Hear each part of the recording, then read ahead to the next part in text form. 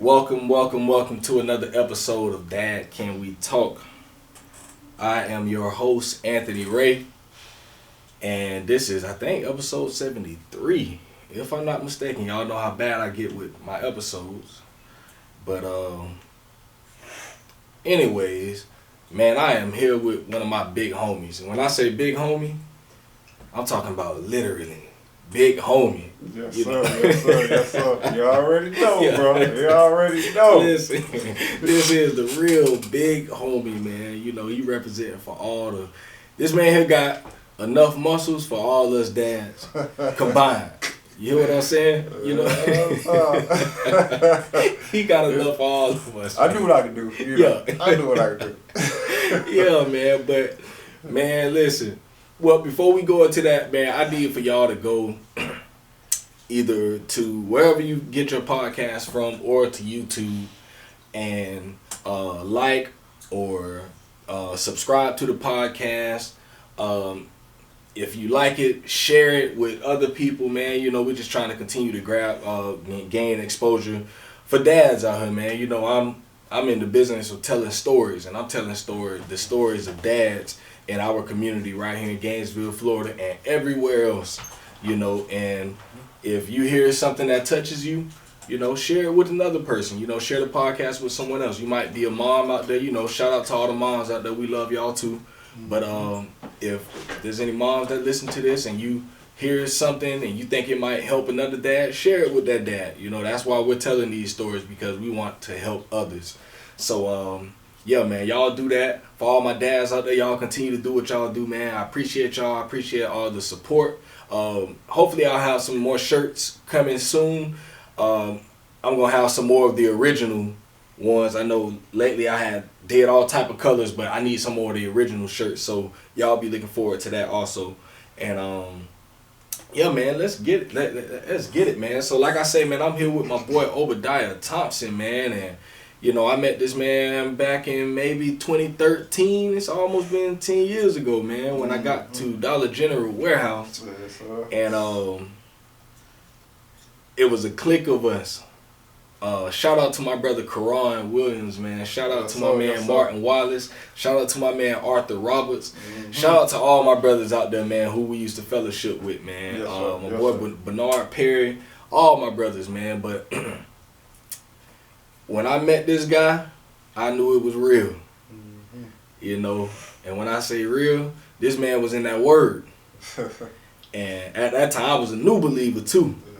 You know, about 2 years in. And when I met this man here, I was like, oh yeah, I need this brother here on my team, man, you know, because, you know, he was in that word, he was a prayer warrior, and he was a person that just always was ready and willing at any time to be an encouragement. And that's what we used to do, man. So that's how we met.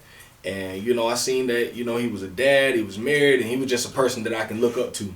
And still to this day, man, you know, he's one of those guys that I can look up to, one of those dads that I see and I'm proud of, you know. So I couldn't let a time go past where I didn't have my brother come on the podcast. It was only a matter of time when I got him on the podcast. So y'all gonna enjoy his story, man. So yeah, man, y'all welcome to the show, my man Big O. Yes, sir. I'm glad to be here. I appreciate you, brother, for you know, taking this time to like bring me out, because it's been a long time waiting, you know. Yeah. And I'm glad I'm here. I thank God that I'm here to be able to do this, because, you know, every opportunity that I get to, you know, spread God's word and, you know, talk about him or to try to help others, I'm always for it. Like, I'm for it. And shoot, I'm like real proud of you, seeing like where we started and where you at now. It's like super awesome, like super awesome. But I'm pretty much grateful and blessed to be able to be here to like help you, you know, pursue this and take this, you know, to the highest point. Yeah. But yeah, man. I'm just a little bit about me. You know, I moved up from Miami, came up to Gainesville, and I wasn't like, you know, following God how I should. Yeah. Like I was in the world. You know, I was doing stuff I wasn't supposed to be doing. Ended up moving up here to Gainesville. It slowed me down. It got me slowed down. I met a guy God put in my life, and he pretty much, you know, got me transitioned to where I need to be, and pretty much as far as the things of God, because, you know, I knew of God, but I didn't really know God. So when I met him, he pretty much like directed me into the path I need to be on, and I thank God for it, because I didn't really know. Yeah. Like, I had no, you know what I'm saying, like, people there talk about God, but they don't really like go in and like, you know, really understand like how deep of a relationship it really is with God. Yeah. So he really helped me understand that, and like once I started understanding, I started realizing that I really didn't know God how I thought I did. Yeah. So he ended up getting me to switch over, and ever since then, like, I just been on a mission for the Lord. Like, every day I've been trying to be out. Whatever I can do to try to spread God's name, I'm on it. Straight up. And, you know, I end up going out here with my brother Shad, you know, and working at Dollar General. And that's when I started to see God start to do some great things. Because, like, I didn't realize that, you know, my life would take this path. But I'm so glad it did, because, you know, God used me to open up a lot of doors for other men, young men, and like I ain't never even seen myself doing that. Yeah. But it been like truly a blessing. Everything I do it for God. Any glory that comes, I do it for Him. Like, I don't want to take none of it. Like, I don't want to take none of it, because I realized that if God never, you know, quickened His spirit in me to get up in the morning, I wouldn't be able to be here to even do this right now. So straight up, I just want to give God all the glory for this. I pray, you know, that my brother Shaw, you know, this podcast, you know, you're doing a lot to like really like take off and go to all over the world. I'm talking about worldwide, global type stuff. That's what I'm talking about. I don't be talking about like little just stay here in one town. I'm talking about like all over, because, you know, a lot of men, a lot of fathers, we need stuff like this. You know, we just need to hear, you know, from another man that is a father, you know, and, you know, he after God. Because, like, we really need him in the season that we in right now, due to all the things that's going on in the world. You know, it's like, we need God more than ever. Yeah. And with fathers, I think we really need God to, you know, help us to, you know, lead our household. Because we got the household, then we got our wives, then we got the children, and we really need the Lord to be over all of it. Yeah. And the man should never, and the husband, he should never think that, you know, just because God put him over the head of the house, that, you know, he just, whatever he say, it goes, and whatever he do, and that's just what it is. We need to be able to be submissive to our wives also. Yeah. Because our wives, they can help us, you know, run the household, because that's why God made woman for man, for her to be our helpmate.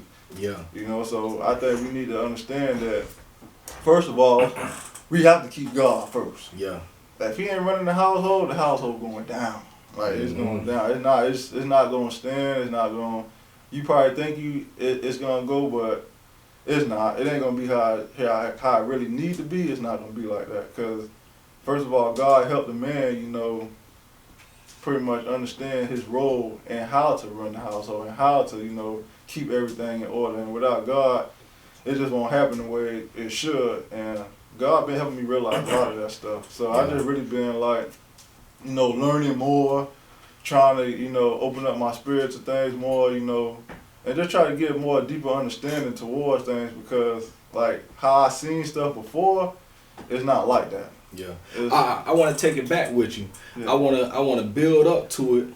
I want to take it back real quick. You know, I want to know, what was your relationship like with your dad? Like, can you talk about that? Like, you know, growing up, you know, what was that relationship like? Okay, yeah, my relationship with my dad growing up, it was more like, you know, my dad, he was raised up like real hard. Yeah. So, and his dad wasn't there. So he ain't really have like no dad to like really show him how to be a father, how to be a dad, you know, how to run the household. So with me and my dad was more like, you know, he was like, since he was pretty much a street raised, you know. Yeah. So he was like more like telling me stuff more like, you know, how to survive in the street and stuff like that. He ain't really never give me like no real like, you know, dad like advice. Yeah. but it's because how he was raised up. Yeah. And how old is your dad? My dad, he was like 61. Yeah, 61. Okay, so he was born in about what, them late 50s, 60s, back in that era, yeah. That sound about right. Yeah, so he did. I guess my dad did the best he could do. With due to the circumstances he had. But I learned a lot of stuff from him. I learned, even though he wasn't, how, pretty much like everybody would picture a dad a B. But he showed me a lot of stuff, not to be like. But my dad, he was just like trying to just, I guess, wing it how he could. Yeah. But, and you lived in the same house with him, right? Okay. Yep. So he did what he could do. I appreciate my dad. Like, that's why, and that's another thing I like to tell guys too. A lot of times guys would be like, their dad wasn't this, their dad wasn't that. But we got to realize that, God, he know every last one of us. All right. And our fathers, whether they good or bad, God know that child that came out of that man and that woman, and he know exactly what to put there. So we just what we have to do as young men, we have to realize, okay, if I'm in this situation, God done built me for the situation. I can't take this situation and use it as a way or an excuse to not do the right things. I got to see what is the thing that God trying to show me from it, and I got to do the opposite. And I got to try to turn it around for the good. Because God told us in Romans 8:28, all things work together for the good of those. Straight up. So that's why I'm saying, like, when God say all things, he meaning that every situation. Everything. It don't mean if it's good, it don't mean if it's bad, no matter what it is, God will turn it around. As long as our hearts is based on him and wanting to follow him, God will fix it. He'll use it. Like, he'll turn that thing for like something amazing, man. You'll be like, man, I never seen that. I never understood it like that. But we gotta stay in the faith. We gotta stay in the walk. Like, as long as we stay in the walk and we stay in the faith, I mean, like, it ain't nothing God won't do. It ain't nothing that he can't do. So we just have to continue to understand that. And like, my dad, he didn't have no father to teach him, stuff like that. He didn't have nobody to, talk to him about God. He didn't have, no figure in his life to do that. He just had to go get it. He had to get it on his own. So, when he got kids, he just pretty much did what he knew to do. So you gotta think, your dad, in his 20s, he was growing up in basically the 80s. Yeah. So a black man in the 80s, we know everything that was going on at that time. The mass incarceration. That's when all of that stuff started to be. It began around that time. The drugs, the crack hair, all of that stuff. So once I started looking at it in that frame, from my dad's standpoint, my dad is probably about 53. So he grew up in that same, time frame. And it's like I had to really look at like the things that our dads were up against. Yeah. It's like you raising a child, and then a lot of our dads didn't have their dads there. And you think about what their dads went through. Their dads grew up probably the 40s, 50s, some of the 30s, the Great Depression and all of that stuff. It's like once you begin to look at we got to look at our dads from where they were. Like they had things that, just like what we have going on in the 2000s and the 2020s, we got all of these things that are going on. And it's like, if you look at, like, I just started to look at my dad in that way, like, man, my pops had a lot up against him, and he didn't really have too much guidance, and he just had a lot of influence around him, and he fell victim to that and falling into the influence and that temptation of all of that stuff around him. And it's like, I mean, I wish he would have done this, but it's like, who knows what could have been. It's like, man, whatever. It's like that's his life. And now, like you say, all things work out. It's like I can't blame my dad for nothing. It's like, man, whatever. Yeah. Because I can't now live my life as a dad and a husband and blame my dad and say, well, the reason I ain't do this because my dad, like, I can't say that. No, sir. I can look at certain things and recognize and say, dang, I see where I get this from, but I can't use that as an excuse to not do better. And that's where we at. So it's it's like we gotta take all of those things and put it into perspective and say, dang, I can recognize this how can I do better? Yes, sir. And which way can I go? You know, and if we can, if possible, if we didn't have that relationship with our dad, gain one with them. Yeah. So you can start to recognize, man, when I talked with my dad a few months ago, I was going through it bad, bro.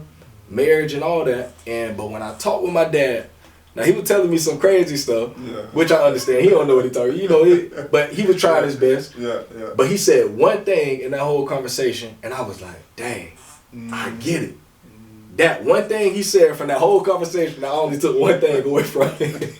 But that one thing was the most important thing, and I was like, dang, I see where he messed up at. He didn't even know what he was saying, but he just telling me all this stuff, and I'm like, I see where, I'm like, I'm headed to that place. Yep. I need to turn around now, because if I don't, I'm going to end up making the same mistake he did. I will be following in my father's footsteps. Bro, that one conversation changed everything for me. So it's like, we got to, we can't hold our dads, being mad ain't going to do nothing. Yeah, you right about that too, bro, because I think that what you did was a really wise thing, and I believe as men and as fathers, we have to start to understand how to filter. And how to filter out what we need and what we don't need. And because like even a foolish man, you could gain wisdom from. Cause for real. Well, when you have wisdom, you have to understand that God, He gives wisdom, but we have to understand how to use wisdom. So like with us being fathers and with us being, how the men of God call for us to be, we have to start learning how to, like, when we talking and we listening to certain people, we gotta learn what to take in and what to leave out. And we can't, and once you put that filter on, and that's why we gotta walk with the Spirit of God, because the Spirit of God give us that filter. It give us that way of, okay, when we're around foolish things or we're around things that we shouldn't be around, how we can filter it out, even though we there. It's just, I guess you can look at it like an AC unit, and you can look at it like the filter that you put into the AC unit. The AC unit and the filter is stationary inside the house, and the filter is stationary in the area where it's supposed to be in. And even though trash coming in and the air coming through the filter, that filter stops whatever trash that's trying to come in. It stops it. So even though it's stationary in that place, and it's stationary in the area where it's surrounded by debris and all the different type of things that's trying to get into the AC unit to try to be dispersed out into the house, it learned how to filter itself. So it knows that, okay, I need to let in this air, this particular air that's coming in. I could allow this to come in, but this right here, the air's trying to come in. It's coming in with trash. So I had to let some in. I had to stop this. So we gotta become that same way.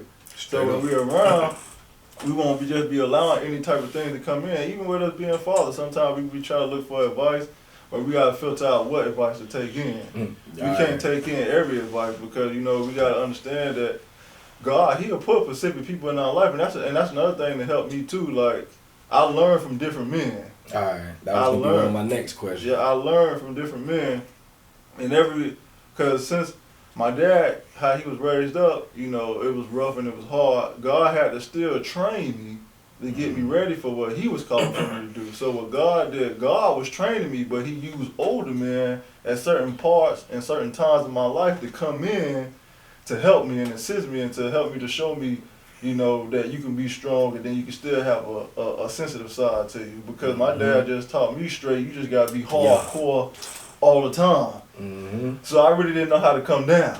And I'm still learning. I'm still learning how to do it, even with my wife. But God, He knows what to do at a specific time in your life to bring in that certain person to show you that. Because I never got to see it. So God, He just trained me.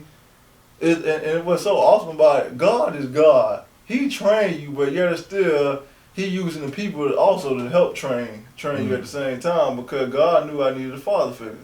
But even though He was the ultimate one, He knew that I was going to need one down here in the physical to be able to talk to and to learn from. So He sent older men I'm around my dad's age to come, at certain times in my life to talk to me, spend time with me, do stuff with me.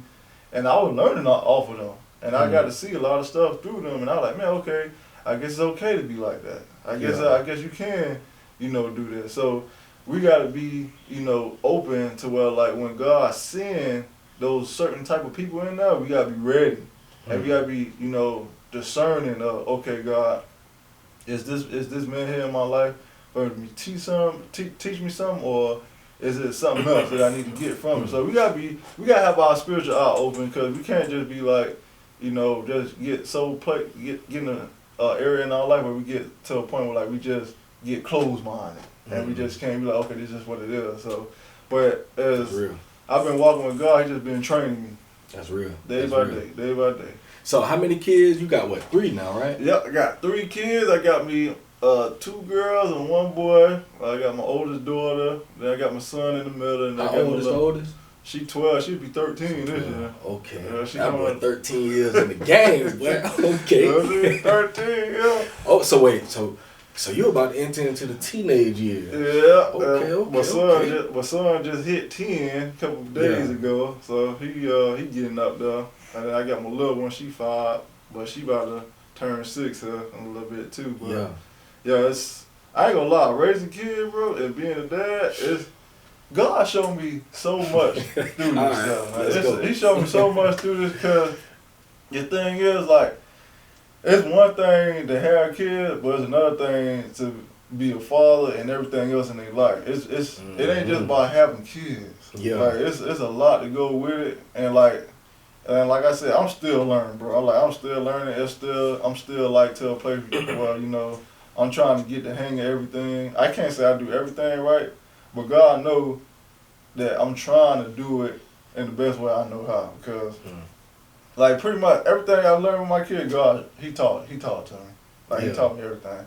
Because some of the things my dad taught me, I can't teach my kids that. Yeah. Like, I can't tell my kids that. Like, there's no way. And I can't even tell them that. So it's like, God really had to, like, show me how to do everything. Like, He had to show me how to be. He had to show me how it's not just about you being there. You actually gotta be there. You gotta do stuff with them. You gotta talk to them. And it's just like a whole bunch of stuff. And like, I'm learning a lot of things, and I'm trying to do the best that I could do to get my kids raised up to know who God is. Mm-hmm. But they still gotta take their own path. And that's another thing that parents and fathers we gotta understand too. Like, once you drop the seed in them, they still got their own path that they got to take. Mm-hmm. And sometimes you may see like, oh, it's not looking how it need to look, or it may not be looking how you think it may look. But you just got to trust in that seed that you put down. Mm-hmm. And as long as you dropping that seed in that soil, you just got to trust God to take it the rest of the way. Because a lot of times we'll start beating ourselves up, and that's how the enemy comes in. The enemy will start messing with your mind and start saying, oh, you ain't doing this, or you should have did it like this, or this. So you got to realize that, we ain't no perfect people. We trying to do it, the best way we know how. And some of, like you said, some of like our fathers, they wasn't the fathers that they needed to be. So like we learning as we got our own kids. So it's like, we gotta get to a place in our life where we be like, Lord, I'm gonna just drop the seed. Yeah. And I'm gonna just I'm gonna just let them know that you exist, and I'm gonna teach them all about you, and I'm gonna let you take the rest away, because I can only do so much.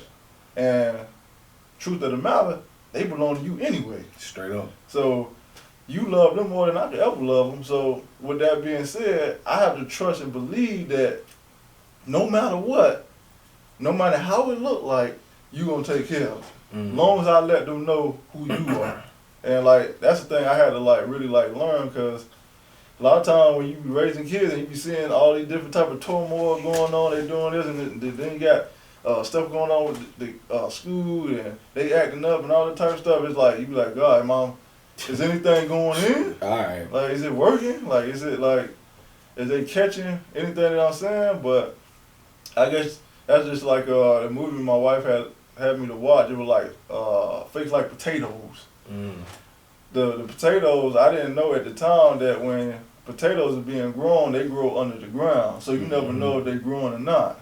You have no idea if it took root. You have no idea if you're gonna have a harvest when it's time for it to harvest. You just gotta.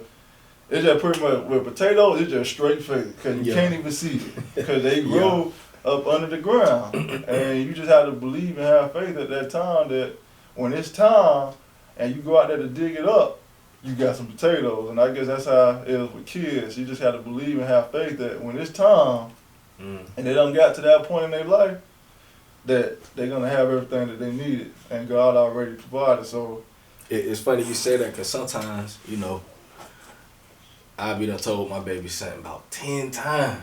Mm-hmm. And to me, I'm like, bro, they don't get it, bro. Y'all, this like the 10th time, huh?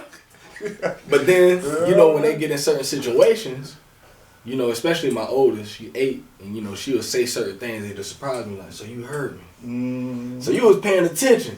You know, it don't seem like she be, but it's like, she honestly paying attention to everything. And it's like you say, sometimes I'm like, man, God, look, I don't know, bro. I'm trying everything, and you know, and I get so frustrated because I feel like they not getting it. Mm-hmm. But like you say, sometimes you just gotta, as long as you know you put that seed in there and you let them know, man, hey, it is what it is. You know, you'll see in due time. Yeah. You know, but and it's like you can't get frustrated with it or let that thing continue to bother you. It's like, man, know that you put in what you put in and leave everything else, rest up to God. It's like you can't do nothing else about that. You can't force the process to go faster. You can't slow it down. It's like, it is what it is. It's gonna happen when it's gonna happen. Yep, and that's straight up. That's what you saying, bro. That's so real, cause that's pretty much what it is. Like, you just have to, like, cause like a lot of time with me, God be showing me like a lot of revelation with like a lot of things, and like when I be looking at things and God be showing it to me through revelation, I be like, man, you know what, Lord, you opened up my eyes, cause the way I was looking at it was in a whole nother way, but now that you done shown me through this, like, now I understand it from another perspective. Now I get it. Now I understand, cause, and if it wasn't for him, a lot of stuff, I'd probably been popped off and just lost it. But God, he keep me centered down, especially like with being a father, cause it ain't just like dealing with the kids, you're dealing with the wife. Okay. And then once the kids start aggravating the wife, then the wife gonna come to you about that stuff, and sometimes you just be wanting to chill, you don't be wanting to. It's a good point, you know, and that's something I wanted to ask you about also, you know, because with everything that goes on in the house, you know, you got your own life, you know, you got work, and you trying to keep, you know, everything up with the finances, and you got, you know, trying to keep up with your own hobbies and things that you got going on, you know, trying to watch your own health. You know, you got your wife, the kids, school and extracurricular activities, all of these things, and then, you know, ministry and, you know, just all the extra stuff, mom and dad and brothers and sisters and friends and all this other stuff. And it's like sometimes it can feel like you being stretched thin. You know, it's like, dang, bro, like, you know, and then you're giving time to this over here, but you feel like you're cheating on time over here. And it's like, you never can feel like, it's like, dang, you know, I gotta put more time over here. And then, especially when you have multiple kids, also, sometimes, you know, I want time away from my daughters to have time for my son. Yeah. You know, give him his time. And then, you know, sometimes I want to give my youngest daughter some time just for her, and give my oldest daughter her time. It's like you pulled in so many directions. Yeah. You know, how do you deal with managing your time and, you know, keeping everything in its proper perspective?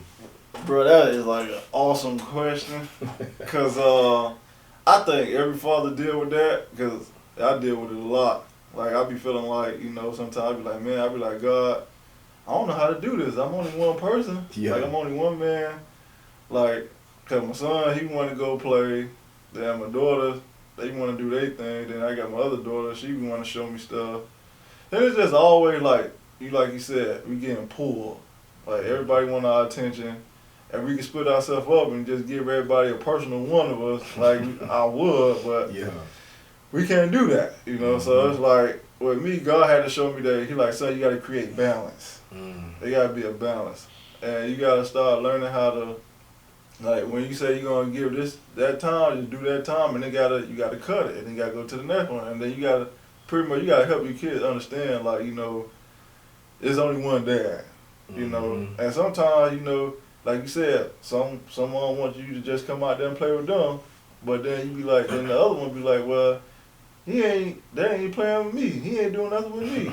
But we just, and I guess that's just part of like just being a dad, trying to be the best dad you could. Every good dad gonna deal with that, because it's just like you trying to figure out like, Lord, how can I create this balance? And then at the same time, it ain't just the kids. You gotta be able to spend time with the wife. All right. Yeah, you can't forget about the wife, because then the wife should be, you know, she'll start getting. She looking sideways. Exactly.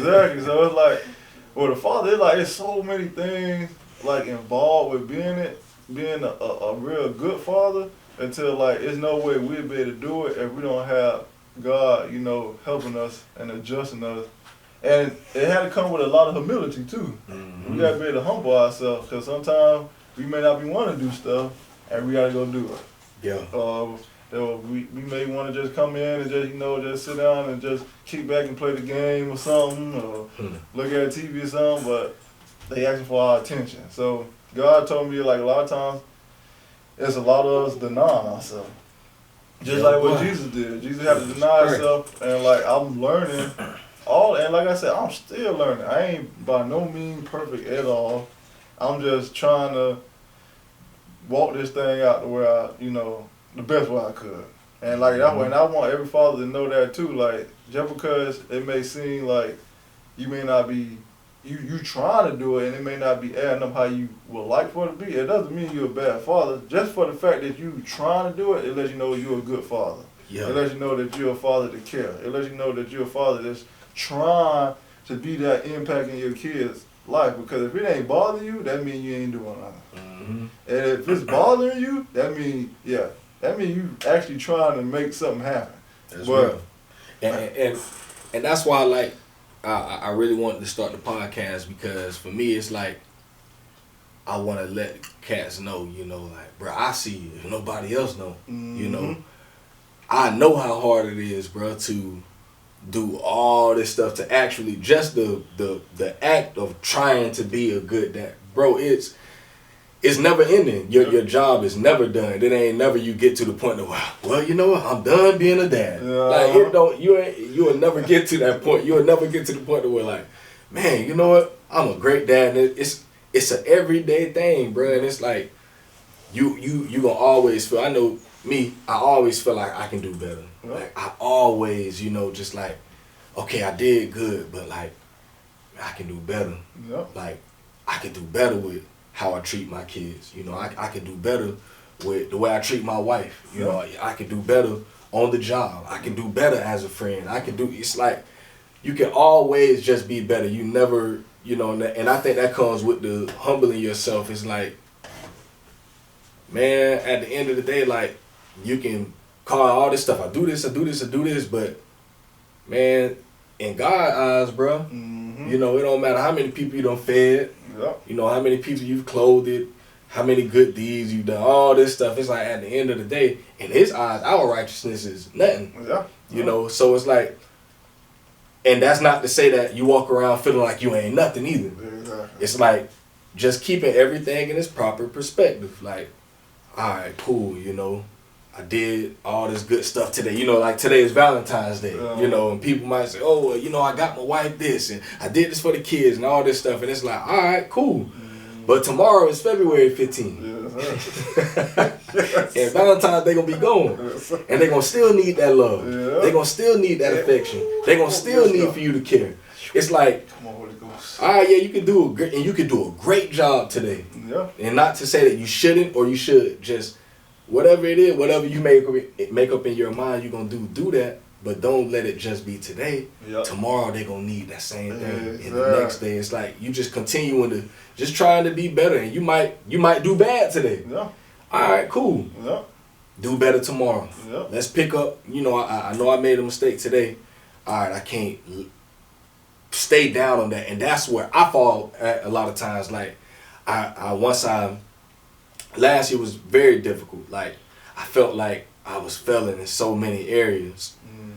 And I'm just, at one point, bro, it felt like I couldn't get out of the rut, bro. It's like, every day I wake up, I'm feeling like, dang, like, even though things on the outside didn't look like that, but that's just where the enemy is attacking my mind, making me feel like, bro, you ain't doing good in school. But at the whole time, I done made straight A's and B's in school. Mm-hmm. But in my mind is telling me, man, you ain't gonna do nothing with that. Yeah. Man, you know, your wife don't care nothing about you. Mm-hmm. Your wife don't care about how you feel. Mm-hmm. Thinking about the kid. The kids don't care, but the whole time my kids telling me, Daddy, I love you. Mm-hmm. Every day. Yeah. Yeah. Yep. So you can't let yourself get to the point to where you're allowing your thoughts to defeat you. Yep. Because I promise on everything, boy, and that's my everyday prayer now. It's like, I don't want to get back to that place. Yeah. You know, I came out of it, and it's like, I don't want to get back there. So it's like, you know, I just thank God for the podcast, so I can tell dads, you know, let them know, like, bro, listen, I'm in your corner, bro. Yeah. And I see you, and I appreciate you for everything you doing, bro. You know, because I feel like sometimes we need that, you know. And I'm thankful for times when my wife let me know that, and my kids let me know that, and other brothers in the community let me know that, because at times it can be a mental game, and you feel like, dang man, I'm feeling everybody. Yep. You know, and it's difficult, bro. You ever got to that point? You ever felt like, you know, in any area, marriage, kids, work? Oh yeah, a lot. Like a lot. That's why I'm saying, like, man, God is the key.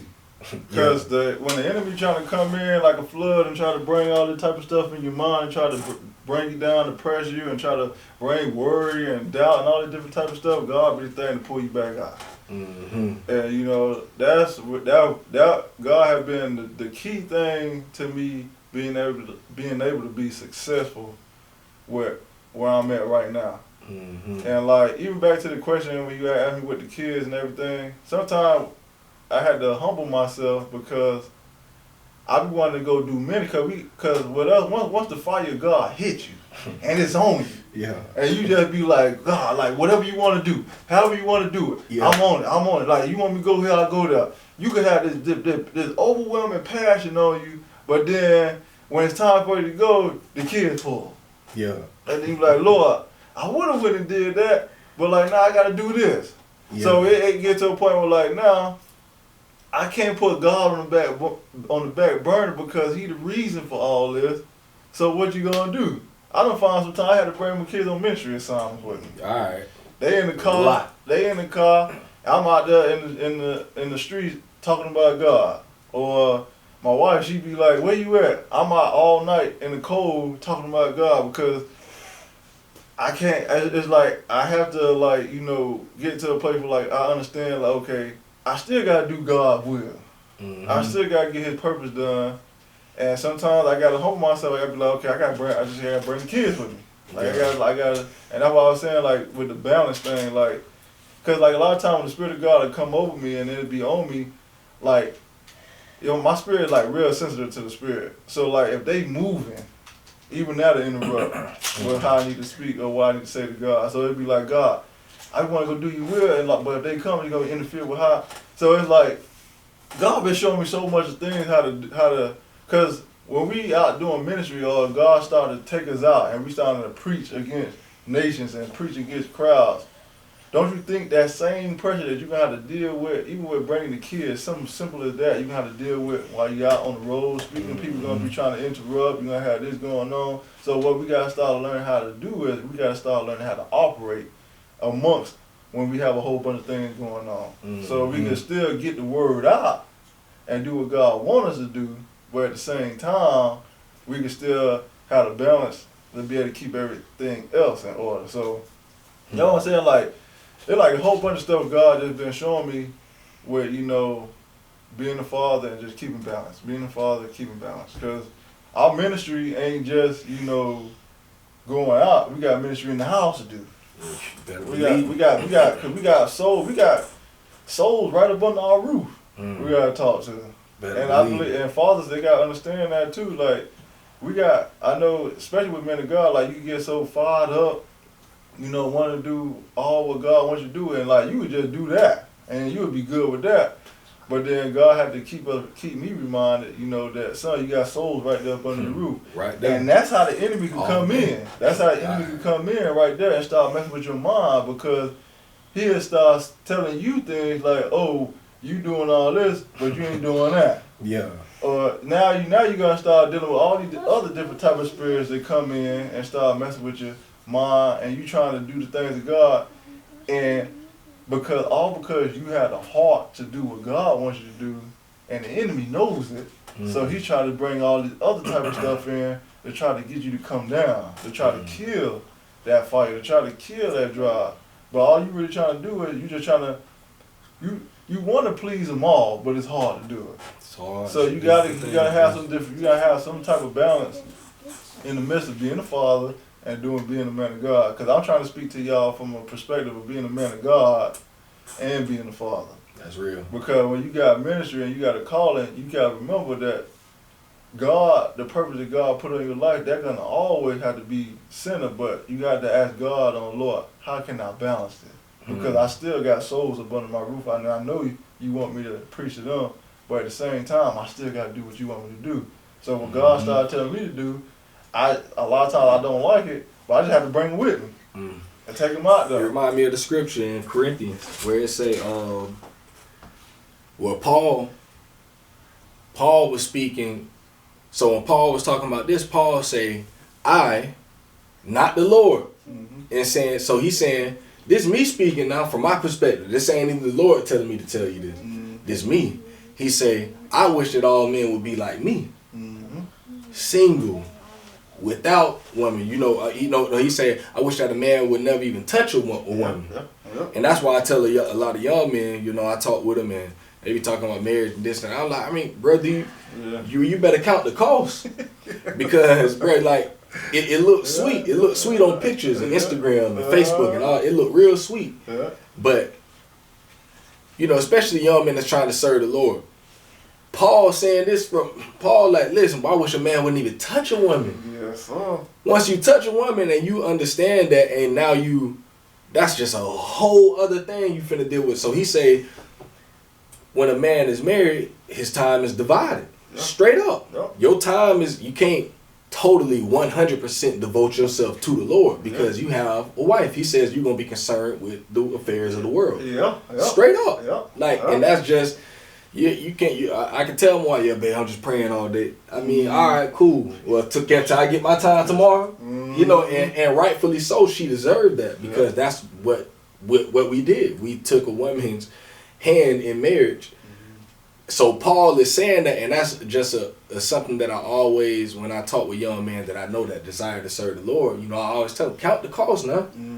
Because you're going to have a person in your house that you must serve. And they say you must love that woman like Christ loved the church. And if anybody know the relationship between Christ and the church, boy, it was an ugly one. Got real ugly at times. Very difficult. And we play the role of Christ, and he's the one with the difficult role. He got to love the one who always walking out on him. Yes, sir. So it's like marriage ain't a pretty thing. It's beautiful.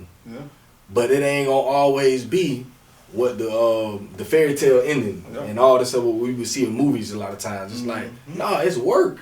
It's real work. And I want you to talk about that. How long have you and your wife been married? Me and my wife been together 14 years. We've been married 12 years. Okay. So me and my wife, we doing it. That's my honey bun. I love my wife. I know for sure God put her like in my life. Even how we even met. Everything how we met. Like I already knew God. Shout out to sis, man. Shout out. Honey bun, we here, we doing it. Well, God pretty much, he put that whole thing together. Cause at the time I wasn't even looking. I was just in the world doing whatever. And God had it to where he took a woman, that, and matter of fact, she was even in the place that where God was trying to call me to come. Up here. I didn't even have no idea about it. I had friends that was going to UF up here. They was telling me to come up here for all the wrong reasons because they were talking about the ladies and the women and all that type of stuff. And I was like, nah, man, I'm good. I ain't trying to come up there. And I would never come. Ended up meeting my wife, and she ended up going to UF where it was still in the place where God was trying to get me to come. But look, this is how the enemy works. The enemy always try to throw in a little diversion in there. So he tried to get me to come for the wrong reasons, but since my life was so anointed and covered by the God's hand, God didn't allow what the enemy desired to do to get me to come here. He had me to stay in place for my wife to come and then get me to come. So the enemy was still trying to get me to come to this up here, and God wanted me to come here, but the enemy was trying to get me to come up here out of time and out of position and for the wrong reason. So when I met my wife, she was in the place where God wanted me to be, but I was able to get hold to her and then come up here with her. So now, God, whatever God wanted to do with me, He could do it, and whatever the enemy decided to do, he can't do it now. Because how God set it up, where it pretty much, it put me in a place where I couldn't just come up here and run wild, because I had a lady now. So it was like, and even though the enemy was still trying to punch at it and try to stick his fingers in it, God, the calling God had for my life was so great until where the enemy couldn't do it, even when he still tried to. Hey, but people don't understand, boy. Whenever God got a calling, when he got a calling on you, bro, when he got something that he wants you to do, I don't care what the enemy try to do. And for y'all fathers, I don't care what the enemy trying to say to y'all. Whenever God got a calling on your life, and whenever God got something for you to do, whatever the enemy desire to do, he can cancel that. I don't care. Even if you got it, because the thing, God's grace is so sufficient. It's so awesome, because even when you out of position, God still cover you. Even when you ain't even on the right path, God still there. But I'm telling you, man, like it's just so amazing. Like I get so excited when I talk about God, because this season God had given me a word. It was called depart, and that's P-A-R-T. But I would ask God, why did you give me the word called depart? Because I was trying to understand this thing, and then God told me, He said, "Son, I'm calling for the people in this season to be part of me." And He said, if the people become to be part of me, then I'll be part of their situation. He said, I'll do just like I did with Shadrach, Meshach, and Abednego when they went to the furnace. He said, because Shadrach, Meshach, and Abednego was part of me, he I ain't just delivered them out of it. I went down there and jumped in it with them. And was part of it with them. And that's what God wants us to do. And even with us, with fathers, that we become part of God, and that we become part with the Spirit of God, whatever we going through, God will be a part of that situation. He won't just deliver you out of it. He gonna be part of it with you. He gonna show you that just because you part of me, I'm gonna be part of your situation and what you going through. And I understand that you have a heart and you want to do this right, but since you part of me, I'm gonna help you through it. I'm gonna show you how to get past this part of your life. And this is what we gotta understand. As fathers, we gotta continue to be part of God, because we continue to be part of God. A lot of things that we go through, God, He'll help us with our house, or He'll help us with our jobs, He'll help us with our kids, He'll help us with everything that we need help with. But we had to become part of Him. And if we continue to do that, you will see that God, He'll release revelation inside your mind. He'll release wisdom and ways of how to get out of things, or how to do things. And it may not be, what your flesh may like all the time, but that's why humility got to be in there. You can't be a husband that don't have humility. Because a lot of times we're going to have to take it back to the cross. Take it back to the cross. Now we're going to go back to the cross. We're going to go back to what Jesus did. Jesus, He had to humble Himself. Oh my God. Because even though that wasn't even Him, even though that wasn't even, that wasn't His mess, but because He loved us, come on, Holy Ghost, because He loved us, He humbled Himself, and He took up the pain that He had to take up, just so we can have this chance to live right now. So, Father, same thing. We had to do what our true Father did. Look what He did. He humbled Himself. We had to humble ourselves in our household also. And even though it may not be what we desire to do, where we humble ourselves and pick up our cross and do what Christ did, God will deliver us out of everything. It don't matter what it is. So that's why I'm saying, with us being fathers, we gotta look us being fathers, look at the Father. Listen, why do you think our name Father? Because God gave us Father because He wants us to know that He's our Father. So He gave us a Father standard, so we can know what it is to be a father. So now, us being fathers, it's a significant sign to let us know to look back at the true fathers. Yeah, boy. So God gave us father, but God put that on us to let us, to keep us reminded to know that we just continue to look back at the real father. Mm-hmm. So when we be called fathers, know that that's a sign that's to look back. Okay, let me look at the real father. What did he do? How did he do it? How did he adjust to this? What did he do in this situation? And we do that, it'll keep us in the place that where we need to be at. It'll keep us on the right path. One of my favorite scriptures where he say, if your earthly fathers know how to give you good gifts. What's up? What is it? Oh my God. What? If your earthly fathers know how to give you a good gift, go back to Valentine's Day. Come on, Holy Ghost.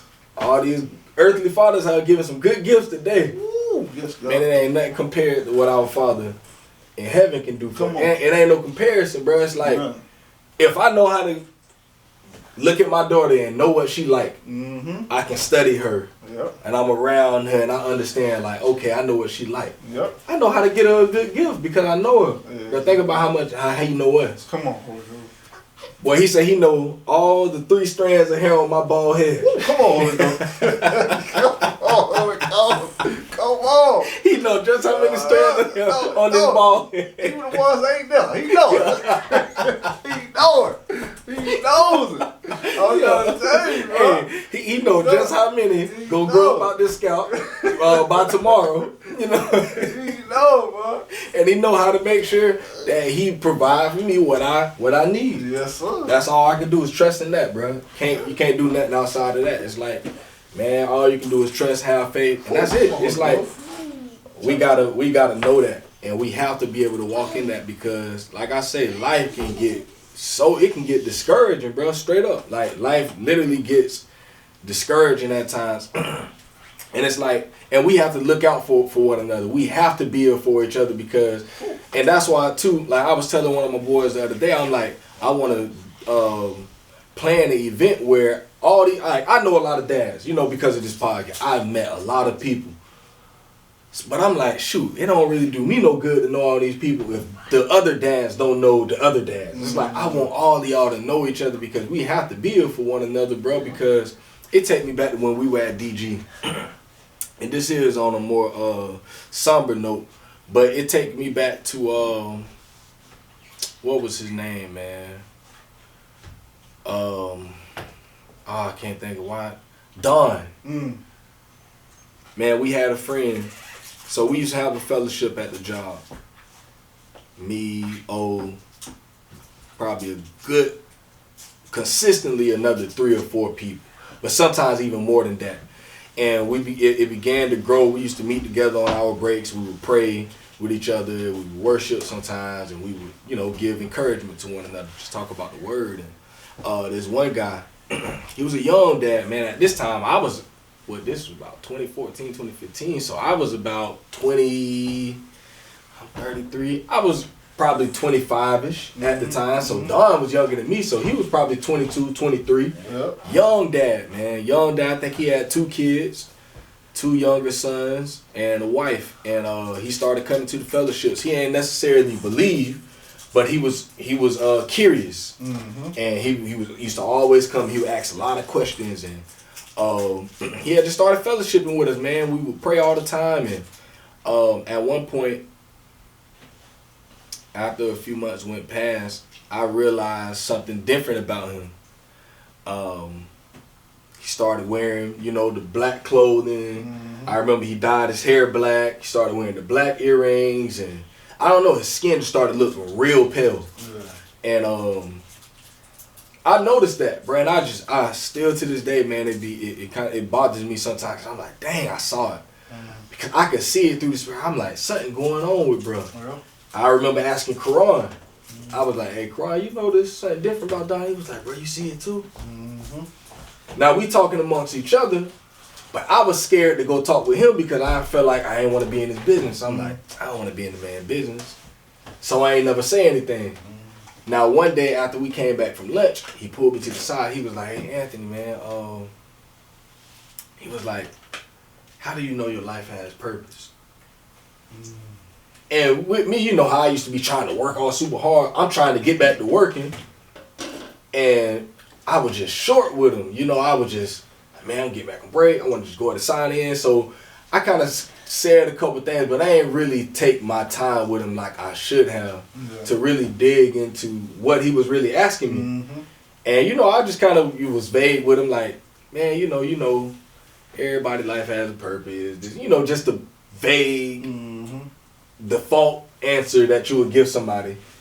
And that's what really bothered me about it, because I felt like I could have really went deep with him and really got to understand it. I just kind of gave him that. He was like, oh, all right. He was like, sometimes, you know, I don't feel like my life has any meaning, any purpose. And I was like, nah, bro, we all got purpose or whatever. You know, just so default and generic is almost embarrassing, bro. Yeah. And, man, maybe a couple days after that, 2 or 3 days after that, we come into work. Everyone's looking down, and everyone knew that we used to be around them. So when me and Karan, you know, I used to catch a ride with Karan to work. And when me and Karan walked in like we usually do, late, running to the clock, everybody looking down, I'm like, you know, it was good. And, you know, the supervisor kind of told us, like, you know, we lost an associate yesterday, you know, the suicide. And, you know, I don't know how true the story is, but from what most of the other people that knew him, they say that, you know, he killed himself in front of his wife and his kids, bro. And, bro, I just never forget, like, how devastating that was to me to go to his funeral and to see his little sons. I think they were like 8 and 6, bro. Young boys, man. And it bothered me because I'm like, dang, bro, I saw it. Like, and then he started carrying around a notebook every day. And I always wanted to ask him what was in the notebook, but I didn't because I was afraid, again, that I don't want to be seen like I'm in the man business or nothing like that. So I ain't never asked him. After he passed, the guy at the job was like, hey, bro, you seen what he had in his notebook? I was like, no, I wanted to ask him about it. You could easily get sidetracked, and you could easily get moved out of your position and get moved out of, you know, the way God wants you to be walking. So that's why I just really want to, on me, personally, I just want to tell people the real about it. Not no TV, you know, souped up thing and to make you feel good. I want to give you the raw truth. Straight up. Just straight raw truth. Yeah, it's work. You know what I'm saying? You see a family at the end of the day, and they looking good, you got to take back in consideration what did they go through in the in-between. Oh my God! What did they go through in the in-between? It's them in-between places that nobody don't see about. It's them in-between places that nobody don't, you know, take into recognition. Because look, if you look at a diamond, I know everybody done heard it before, but at the same time, if you look at a diamond, it got, before it come out with the value that it have, it go through a pressing place. It go through a crushing place. It go through a place where, like, you wouldn't imagine that something like this that come out this beautiful and hold this type of value will be in a rough place like that. Well, it had to come out of a place where, like, you wouldn't even imagine that the way that it looked, it was in there. Saying that, and then when you see a family is the same way. When you see a family at the end of the day and everybody is healthy and they good and if everybody doing well, you don't understand the struggle and the pressure they had to go through in the in-between places to get that family like that, to be able to get to that place, you know? And even with Jesus on the cross, he had to go through oppression, a crushing, and all the different type of stuff before he was able to sit high on the throne with his Father right now. You know what I'm saying? He had to go through all these, we got to go through all this in-between that people don't talk about. They just see, the end part or the beginning part. Like, they don't even get, like, the whole gist of the whole situation. So, when you see people see a good family, you got to understand, like, that family had to go, at some point, they had to go through something to get that family like that. It wasn't just like, it just happened. So, like, when you be seeing that stuff, we gotta understand, like, it's something that you haven't seen. It's something that you missed. And that's the reason why they like that. Sit down and, you know, talk to them. Find out. Because it ain't all, you know, good the whole time. It's not. Will it be good? Yes. Depending on what type of seeds and type of things you did to make it that way. But if you ain't do nothing to make it that way and put the work in, then nah, it's not gonna turn out like that. You gotta like really put the work in to get what you want out of it. So that's why I just be wanting to tell people, like, even when people ask me at the job, like, about father and family, I'm like, man, I'm just telling you straight up, hey, it ain't what you think. Yeah. Like, it ain't what you think, man. Like, don't be thinking like it's all that. Yeah, family sound good, the wife sound good, kids sound good, and all that, but nah, you finna work for it. You gonna work for it, and you gonna work for it hard. Cause, and the thing about it ain't just physical, it's a lot of mental stuff. In the inside, like, you have to deal with a lot of pressure. And what the enemy desire to do and what he love to do is when you get pressure like that, he like to come in at that specific time and start messing with you. And start trying to plant seeds in you to try to get you to give up or to stop or to turn or to just do something that's outrageous. So the enemy, because you got to look at it, when Jesus was in the wilderness for those 40 days, the enemy, he was in there all that time, but right at the end when it was about to be completed, he wanted to show up when Jesus at his hardest point, when he at his starving point, and then try to plant seeds and do all this stuff. But the only way Jesus survived that because of that word. And we got fathers, we got to have that word. Because when we get to that place in our life of being a father and we getting pressed like that, and we getting tired, and we get to that place where we just want to, like, man, I don't know if I better do it. We gotta resort back on that word. We gotta go back to it. We gotta hold on to it because that word was the thing to deliver Jesus out of the Satan's hand. Because the enemy was trying to get him all different type of things. But Jesus went back to the word. He showed us how to do it. He showed us how to do it when we tired, when we pressure. Yeah. Keep our mind focused on God. Even it may not look pretty, it may not be looking all good, or the prayer may not be all dressed up, but understand that you just can find a way to hold on to what God wants you to do. Do anything. Like me personally, like I try to pull on anything I can try to pull on. They're gonna keep me connected with God. They're gonna keep me centered. I try to pull on it because I know like my life is vital to me holding on to Jesus. Like I can't do nothing else if I don't keep Jesus front and center. So if I gotta go in my room and put some plugs in my ear and put on some scriptures or put on some even like some music just with just sound just to calm my spirit, I'll do that. Or if I gotta put on whatever I gotta do to try to just encourage my spirit, because like that's what David did. Because even what David was gonna do, he said the Bible said David encouraged. God, he encouraged himself. Yeah. You know what I'm saying? That's why like you have to like we gotta get to that. We gotta get to that place where we gotta learn how to encourage ourselves. Because what's gonna happen when you don't have that contact up, and it's not there? Like what you gonna do? You gonna let the pressure of what you going through fold you, or you gonna pull on some seeds that God done put in you? Because like the thing is, even though the seeds, you know, at the time that we going through, it may not seem like all them seeds that we got seasons before wasn't being done, but if you can go back to them seeds that were planted in you seasons before, they'll help you get out of it. Like, you just got to remember that they there. And like, because God never put us down here and didn't equip us. We all equipped. We just had to learn how to use them tools when it's time for us to use them to pull them back up. Because if we don't, we miss them. And then we get in a rut, and then the rut just start beating us down. Because if we don't hold on to that word, that's what them ruts do. They just destroy us, man. They destroy us from the inside out. Yeah, boy. It start in the inside, then it start coming to the outside. But the word of God, it keeps us buckled down. And if we can hold on to it, I'm telling you, man, like, we'll get out of it. Because I don't see sometimes I've been in my wife, because the thing is my kids and my wife, they always see me up. Yeah. And a lot of times they don't even be knowing in my head and in my spirit, I'll be worn. Like, I'll be worn, like, a lot. But I understand that I just have to find a way in me to hold on to God, to like just to press through it. And sometimes my wife, she may not understand, sometimes I get quiet, I don't say nothing. It's just because like a lot of times, you know, I be trying to fight through some things. And instead of me allowing that spirit to be released into my household, I'll war with it in the inside with me and God. We just go through it. Like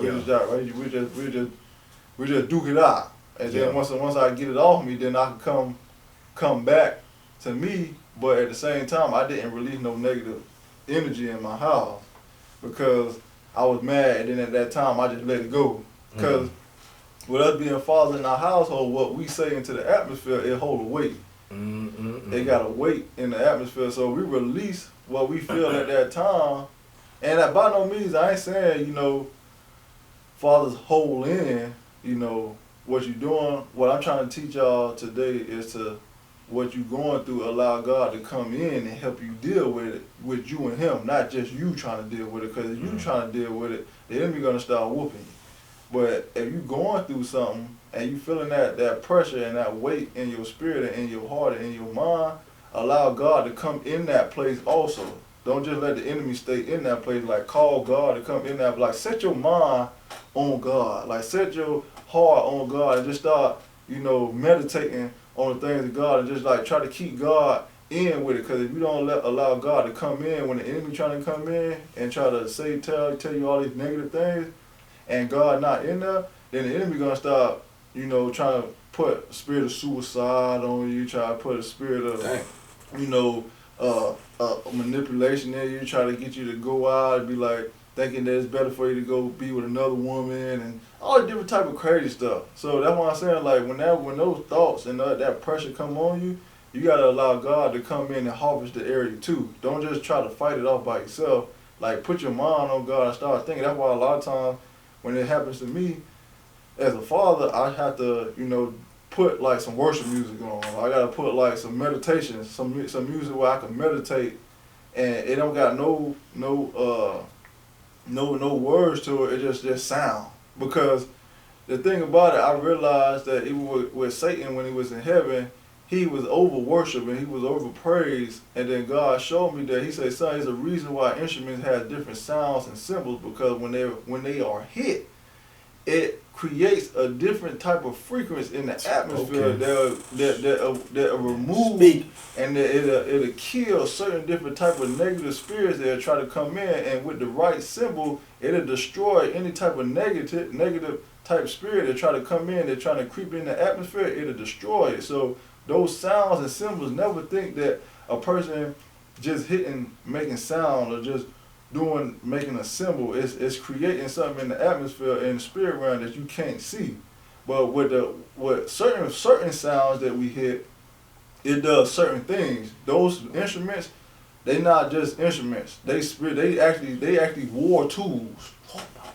What is it? They war tools, and like they wouldn't. Why you think? And even in the music now, the enemy understand that. He knew that, but God revealed this to me, and he helped me to see this. So even, you know, when we going through, that's why I like, with me, I like find like meditation music, some music that has a certain sound I'll be looking for that does something in my spirit, and it like clear out different type of negativity, and I can just like meditate, and I just can set my mind on the things of God, and it helped me, you know, when I get in them times of being a father, and I just feel like way down, like it'll clear it up. And I just sit there, even when the kids and my wife go to bed, I just lay in the bed and I just like meditate some nights and just like lay there and just try to clear my mind out and get these spirits off me. Because whenever you a man of God, and especially a man of God that's a father, got a calling, and he's going in that path and walking that path of doing the things of God, the enemy's gonna always attack your mind. Your mind will always be under attack, and you have to try to find ways to keep your mind clear when them attacks come in, because if you don't harvest it with the things of God, the enemy's gonna harvest it. And he's gonna start dropping his seeds. Yeah, boy. And he's gonna start dropping what he wants to put in you, because you got a calling. There's an anointing on your life. For every man that's still breathing and existing, you got a purpose. There's a purpose in your life.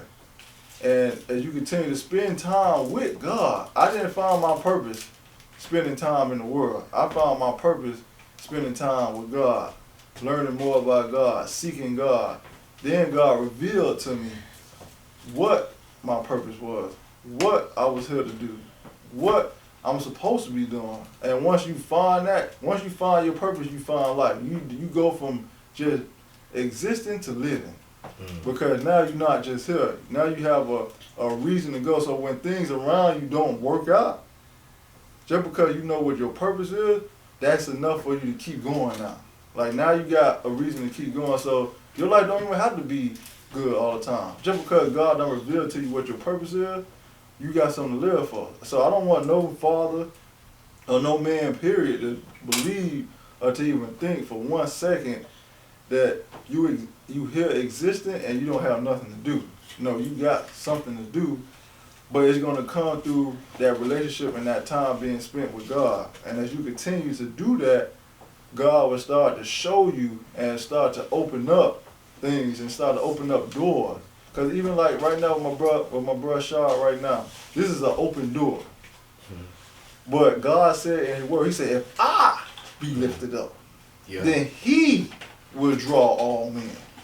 So what that's telling us right there in that scripture is that in order for anything to be drawn in or any type of door to be open, we got to first lift God up first. We got to first put him first. We got to first do what he wants us to do. And if we do that, then he'll draw in what he needs. He'll open up doors where he needs to open up. Because this what my brother Shaw is doing right now, this is a door that could be opened up to globally. Like global. That's why the enemy fought him so much about this. Because what he's doing is something that will help people and help not just people, fathers, but everybody. Anybody who listens to this, it can help you and better your mind, your heart, your walk, and give you understanding toward what you need to be doing, and the enemy don't like it.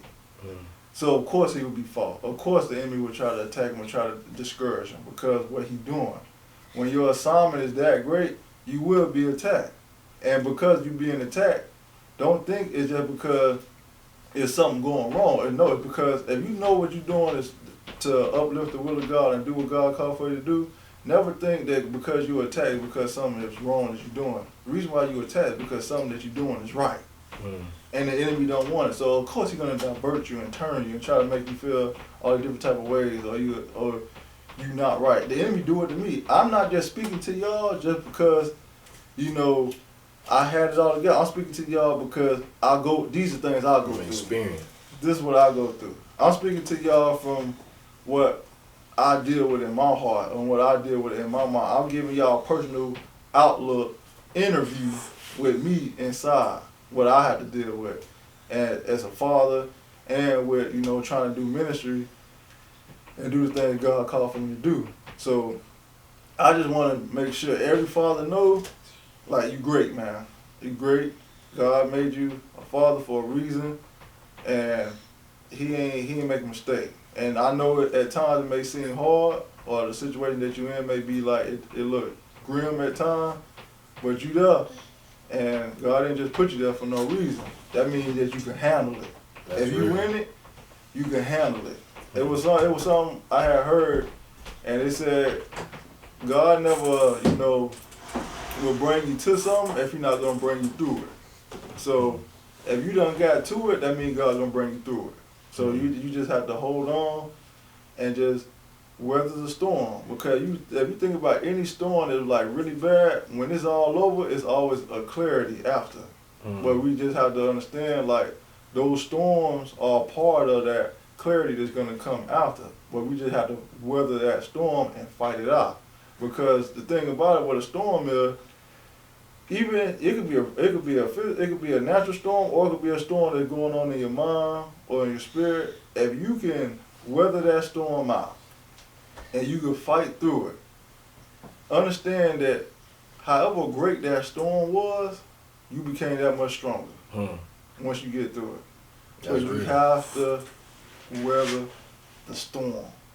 And with us fathers, we have to do that a lot, a whole lot, because a lot of stuff you may not be used to. A lot of things you may, it may be new to you, and you trying to figure this thing out as you going. So a lot of times you be like, man, I could have did that better, but we can't beat ourselves up about it, because, it's everything. Every day we learning. As long as you living, you're gonna be learning. You're gonna keep learning, and this is what God had to tell me all the time. And like, I'm telling y'all straight from my heart, like I'm learning. Like I ain't know, what I'm saying? Like, people may think like oh, I'm a certain way, but I'm learning every day. Like, I ain't like, you know, you say, like, you can say, like, the awesomest dad in the world or whatever. It's just that I'm just trying to learn. Like, I'm just trying to understand how to do this, because a lot of stuff I get aggravated about. Like, I get aggravated, frustrated, and I just want to be left alone. So, just leave me alone. I don't want to be bothered. I just want to, you know, do me and come in, but... I got this last question for you. Yes, sir. Yes, sir. If you could sit down like we doing right now with an 18-year-old version of Obadiah, and you can look that young man in his eyes, and you can give him one piece of advice going forward, knowing everything you know now, being who you are right now, knowing everything you know now, you can sit down with that young 18-year-old Obadiah, and you could just give him one piece of advice. What would you say to him? Knowing what I know now, back then, if I was 18 and I was to be able to talk to myself, I would tell myself that you need to seek God first and put everything else behind you. And just keep going. Because everything else in this world, you see it, it may look good, but it's not what it is. And if I would have learned that, then I would probably, well, ain't no probably, I would have been in a way better situation. And I even would tell, I like, with family and everything, you may want that, or it may come a time when it may be on you that you desire it. Just wait and see what God gonna do. We'll just wait and see what God gonna do. Because you never know, because I never knew all this was gonna happen. Like, I never knew all this was gonna happen, you know. And the thing is, like, I would have done, like, it's hard for me to do it now, because I got a family. Yeah, boy. And, like, I'm a father now. But it's like, if it was just me, oh my God. Like, it'd be so many things, like, pop in my spirit. I just want to jump up and just go do it, but it's hard for me to do it now. Yeah. It's like hard, because I have plenty of time where I was home, and I was like, God, it's just like on my spirit, just like to jump up and just like, you know, I'm gonna go get all the men, and let me just go do this, like go do some outreach or something, just something awesome.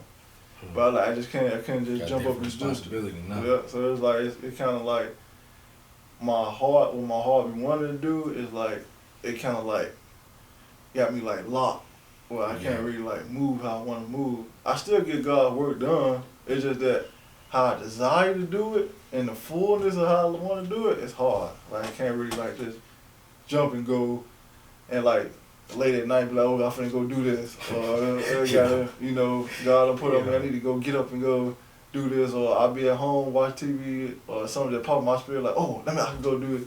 Like, I just can't just do it now. So it's like, so I tell them, you know, just wait, man. Wait to see what God's gonna do.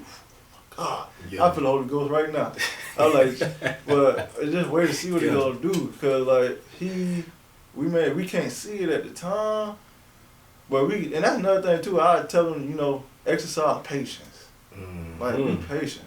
Yeah, boy. Like be patient. Try to learn how to get that early on. Patience. You know, be real patient, and you know, just wait on the Lord and see, you know, what He got planned. Because the thing is, once I found out what God had planned, it was so amazing. So I was like, man, if it was just me and God, I could have been doing all this stuff. But it's just like now, you gotta like, I still gotta be like, you know, I use patience. Cause like now I gotta be like, okay, God, you gotta show me another way. Like, how I'm gonna get it done? Like what I'm gonna do? So that's why sometimes, you know, when I do ministry, I just bring my kids with me.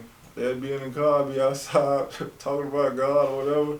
But at the same time, it still was all good because they got to see, you know, their dad do, you know. See you in action. Exactly.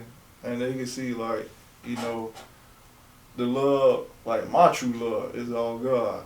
Because, like, it don't matter where I'm at.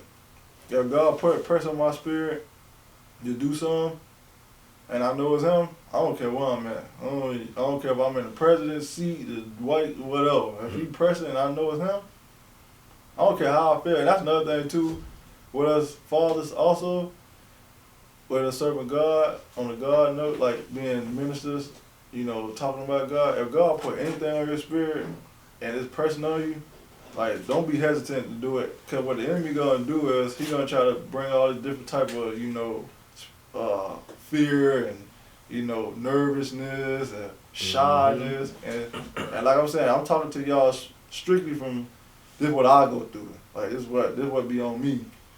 But we just got to find a way that, I love God so much to where, like, even though I feel like this, I'm still do it. Because I seen times, like, even at my job, God told me in a meeting one day, he was like, I want you to pray for the people at this job. And then I was like, all right, God, I'll do it. And then he was like, no, I want you to pray for it in briefing. I was like, when everybody in that thing? And he was like, yeah, I want you to do it in front of all of them. And I was feeling nervous. I was like, man, I don't know. But I was like, God, you put it on me. And I just went in there and did it. Knowing the type of crowd that I was in, knowing that nobody don't really serve God and everybody going to look at me a certain way, but I did it because I love God. And that's the thing, we got to know that our love got to trump everything else. Even on how we feel, even if we think we can't do it, the love for God and the desire to just want to please Him, it got to overcome all that. So that's how we can get our assignments done, because like the enemy going to bring up all that, nervousness and, I don't know if I'm ready, should I say it? Or all the different types of stuff, all this crazy stuff that enter into your head. And like I said, I'm talking to y'all because that's me. That's what he do to me. But once the love of God and the desire to just want to please him come in, like, that'll get you through it. Like, you could be feeling like, you could feel like that, but just because the heart that you got for God, it'll help you, get, like, when it's really needed, like, it's going to help you, like, get it over it. Straight up. Man, listen. Y'all know, if y'all know anything about me and y'all know anything about my boy y'all know we can go for another 2 hours. Oh, yes. We can go for another, this would just be the start. I'm just warming up. We'll just be warming up. But, we have lives to live. Yes, sir. And I'm finna go get these other kids. But, man, listen, my boy. Yes, sir. Man, you already know I needed this, bro. Like, I just want to thank you for being real, for being open, and talking that talk, bro, because, like I say, I need it. I always say the same stuff all the time, but this podcast is more for me than it is for anybody else.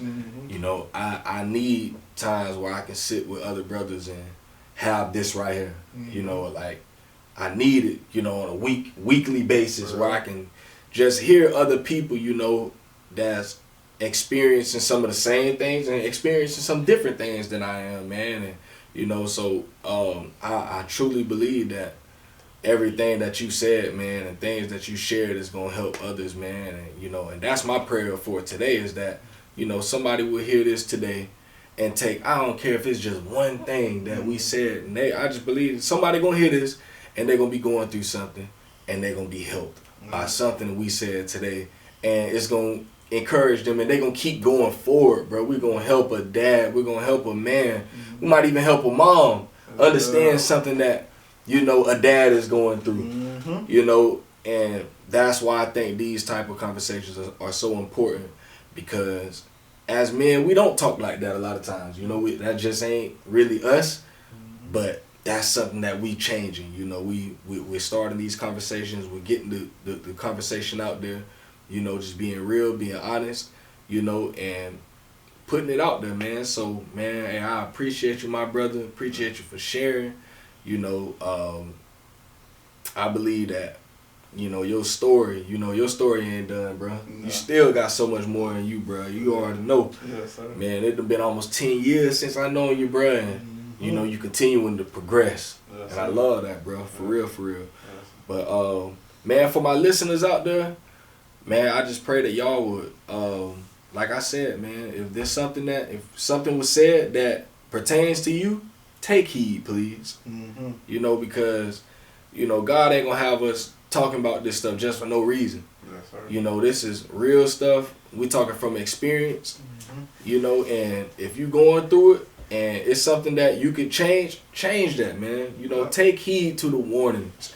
Take heed, because that one more mistake could be that thing that take you out. Yeah. So, yeah, man, take heed. Y'all continue to stay up. Y'all stay tuned. We got, like I say, man, last week when I did the interview, I got like 5 more lined up right now after this one. So I'm finna be dropping these things back to back to back to back. Yes, you know, and after I get done with that, back to back to back, I got some more dance. Yes, you know, so we ain't running out. We are not low on supply. Yes, I'm just gonna say it like that. You know, I got plenty of dads out here, man. So y'all continue to look forward to these stories, and we're gonna be putting it out there. We're gonna continue to change the narrative, and I just pray, man, y'all continue to stay up, man. You know, it's that. Can we talk?